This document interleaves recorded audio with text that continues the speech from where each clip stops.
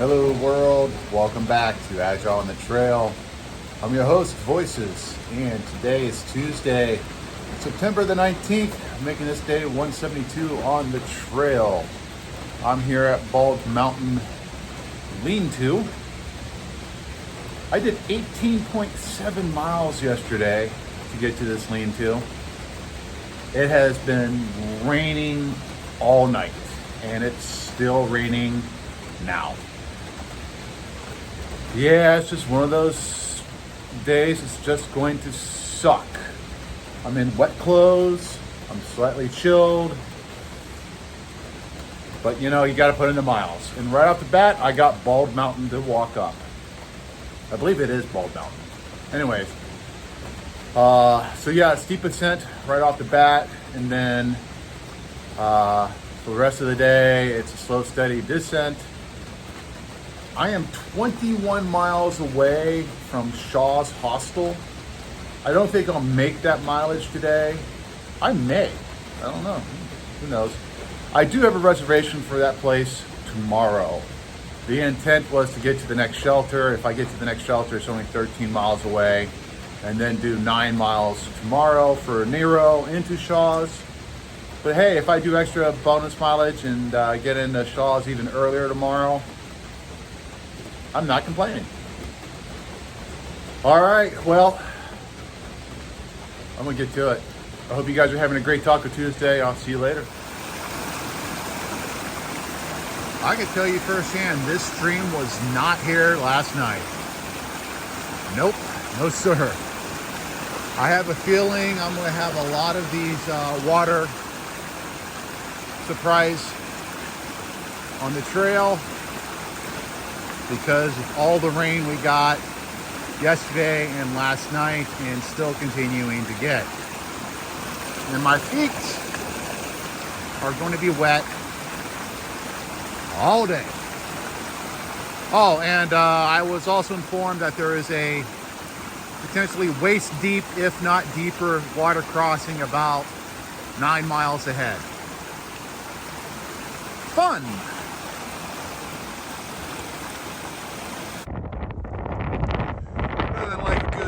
Hike up a mountain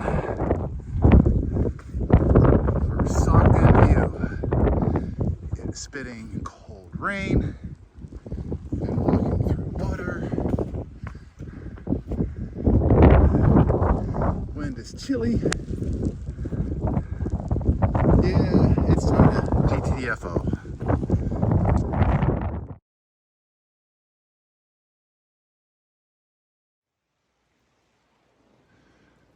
Well, here's your green tunnel. Technically speaking, taking a break, or at least I'm about to finish a break. I just passed a hiker that's in one of the shelters. We call them lean-tos up here. He sprained his knee just as he was getting to the shelter last night. He's a flip-flopper. 1,800 miles into his journey, he may have to call it because he sprained his knee. That sucks. That really sucks. Also ran into, back in the Whites, that one older couple that she had sprained her foot, tried to get back on trail a month later, couldn't do it. Come so far and be this close and have a trail ending injury. Fingers crossed. Hopefully that is not my fate. My fate today, I've already done 5 miles. The sun is poking out, which is glorious because it was just rain this morning. The trail is wet. There is numerous streams. I have forded probably a good dozen running water streams that typically would be just a hop skip over, but they're just filled to the brim and overflowing with water. And there's just no way around it. I'm just walking in water today. Do have a river crossing about 8 miles up I don't know if I can cross it. If this much water is on the trail, that river may be impassable. I do hear that there may be a high water route around the river. We'll see. We'll get to it. But anyways, yeah, we're getting some sun. It's warming up a little bit, although it's not supposed to really get above anywhere north of 50 degrees here today. But the sun does feel good. I'm going to get back on trail. Oh, speaking of the trail, we have officially, when I passed over the Kennebec yesterday, have entered the last phase of the ATC 180-day plan. So last month, last map, last phase, last state, last everything. I'm throwing out the phase. I'm not doing 11.6. I've been easily crushing 15s in this area, even with the climbs up and over the mountains. I have a new plan. It will get me to Katahdin by end of month, even with my Nero going into Shaw's Hostel tomorrow. It's a plan. And I do have some contingency and some slack into it, which is what you should have in a plan. All right. Enough of me bantering. Time to continue to get my feet wet on a very wet, muddy, rooty, rocky, slippery trail. This is one of the smaller ones, but just wanted to show you.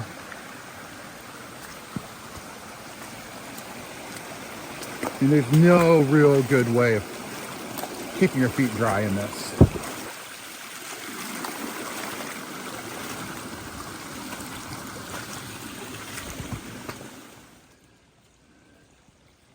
Do not adjust your screen. You're not looking at a lake, you're looking at a flooded trail. All right, I'm gonna go across. No rock hopping here. Oh, there are rocks down here. I go easy on this. Sometimes I get into some soft mud, and sometimes I'm up on a rock like this.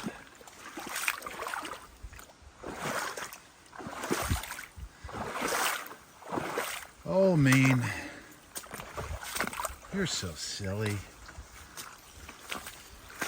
You know, the irony is, everybody was afraid of the hurricane. Hurricane didn't do anything. It blew some wind around here. It spit a little rain. That was it. Just your run-of-the-mill rainstorm. Not even associated with the hurricane. Just run-of-the-mill rainstorm has caused more issues on trail than a hurricane did. Maine, you're silly. So here's another crossing that's supposed to be a rock hop, but with all the rain we got, nope. And by the way, I am not trying to film this when I cross. Because the last crossing I made, well, I wiped out. I may have a video for that. Somebody else took a video of me wiping out, losing my trekking pole, it going downstream, me swimming downstream to grab the trekking pole, me swimming back upstream with the trekking poles so that I can attempt the crossing again and successfully attempt the crossing. However, I don't have the video at this moment. Hopefully I do get the video soon so you guys get to see what it's like to wipe out trying to cross one of these streams, rivers, whatever, after a rainstorm that dumped a lot of water overnight. All right, I'm done rambling. I'm gonna get to work. This isn't the first time. It's not gonna be the last time today. But here's a trail and it's a stream. Typically it's not. This is usually all dry. But yeah, my feet are going to be waterlogged tonight. All right, so ominous warning. Just passed a hiker who was going the opposite direction. He has tried this river crossing that I'm about to come up to here in about a mile or so. it turned him around. He's going to camp out for a day to see if the water recedes. He did state that the way he went probably wasn't the best, and he's given me some advice about where to cross if I so choose. I do have JMO and his daughter coming up behind me here in a little bit. I think I'm gonna wait for them as well, and we're gonna cross as a group, safety in numbers type of thing. Yeah, this sudden rainstorm dumping just a ton of water in the area has created some dangerous crossings. I mean, the last one I did, I wiped out. Lost my trekking pole. I had to swim downriver a little bit, regain it, come back upriver, and then cross. And this hiker I was talking to, Smoke Master, he's like, that ain't nothing compared to what's up ahead for me and JMO and his daughter. All right, well, let's see what's up ahead then. Hope you guys are enjoying the videos and the commentary. Almost There there. he is! Hey, you're almost there. Swim harder! Oh, you're so Swim! Scuba! He's doing better than us. Yeah, you're doing better. You got it. You got it. Yeah, current. The current sucks. You're gonna end up down there. Yep. Hard-headed ass. But there's a big rock right there, Rob. It's coming up. Just All flip. right, foghorn leghorns in. Swim! Come on, Rob. Come on, stroke! Stroke! Stroke! Stroke! Stroke! It's like the real ground, bro. That was sketch. JMO, Lioness, myself, we tried to like human chain it across the river. About halfway, chain broke. They went downstream. I was able to stick in the middle of the river. They finally got to shore. I tried to go across the river, made about another 5-10 yards, and then boom, I'm going down river too. Rode over to my back, and because I have the sleep pads and stuff, they acted as a flotation device. So just kicked my feet up, floated down the river, and kind of kicked myself over to the shoreline where JMO and Lioness had landed. And we collected ourselves there and came back up to the trail, and lo and behold, on the other side of the river where we just came from, pops out Cryptic Jedi and Foghorn Leghorn. They do the same thing. A little better though. They pretty much accepted their fates and just swam hard, and got swept down a little bit, about half the distance that we got swept down. And yeah, that's probably the most sketch thing I've ever done on trail. Unfortunately, I lost a water bottle in the process. The one that had the green cap on it for Dr. Ends. Oh well. Things happen, lessons learned. But yeah.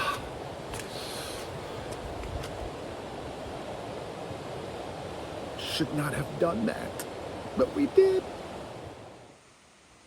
Well, here we go. Last river crossing for the day. There's a rope stretch across. River Expedition's already gone across earlier from what I was told. Pretty much as long as I can hold on to it, I'm good. The current's a bit swift, but not like too brutal. This is a different river, although it connects to the one I crossed with down there a little ways. I have everything verified that is airtight and sealed in my backpack. I did that at the lean-to 2 miles prior to this. it's time to stow the poles away, make a few adjustments in my pack, and off we go.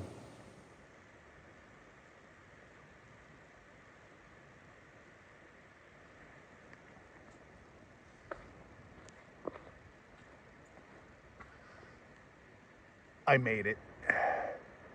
I ain't gonna lie to you. That was tough. Sure worn gloves. My hands aren't cut, but yeah, they're a little sore. The string does hold at least my weight plus the backpack, although the backpack floats more than it does anything else. In fact, I lost my footing. It was deep enough that, you know, if it wasn't for the rope, I would have been swept downstream. There are two guys up on the other side that I passed, one of which I know. His name is Yogi. He and I have crossed paths before, leapfrogged on trail, and they were making sure that I came across okay. So as you saw on the ranger sign, it says, please don't do this if you're alone. Be safe. Strong current. Well, it's a strong current. I wasn't technically alone. At least somebody would have been aware if I would have got swept downstream and was in trouble. All right, well, here's my very wet backpack. For the second time, it's been submerged. There's my poles.